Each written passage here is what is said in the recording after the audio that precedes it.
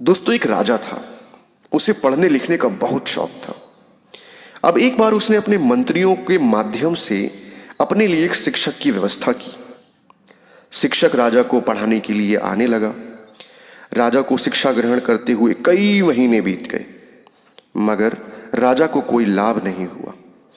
गुरु तो रोज खूब मेहनत करते थे, परंतु राजा को उस शिक्षा का कोई फायदा नहीं हो रहा था। राजा बड़ा परेशान। गुरु की प्रतिभा और योग्यता पर सवाल उठाना भी गलत था, क्योंकि वो एक प्रसिद्ध, बहुत ही प्रसिद्ध और योग्य गुरु थे।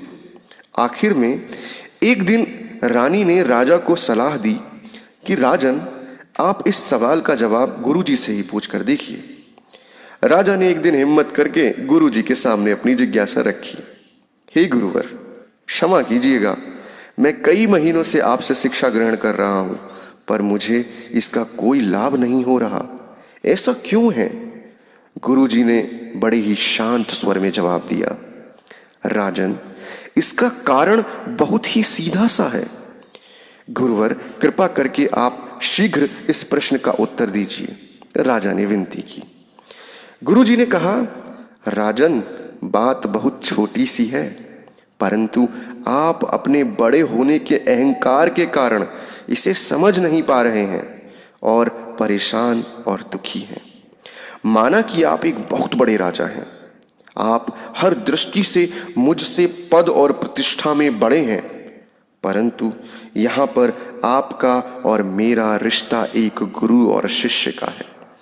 गुरु होने के नाते मेरा स्थान आपसे उच्च होना चाहिए, परंतु आप स्वयं ऊंचे सिंहासन पर बैठते हैं और मुझे अपने से नीचे आसन पर बैठाते हैं। बस यही एक कारण है जिससे आपको ना तो कोई शिक्षा प्राप्त हो रही है और ना ही कोई ज्ञान मिल रहा है। आपके राजा होने के कारण मैं आपसे यह बात नहीं कह पा रहा था। कल से अगर आप मुझे ऊंचे आसन पर बैठाएं और स्वयं नीचे बैठें तो कोई कारण नहीं कि आप शिक्षा प्राप्त ना कर पाएं।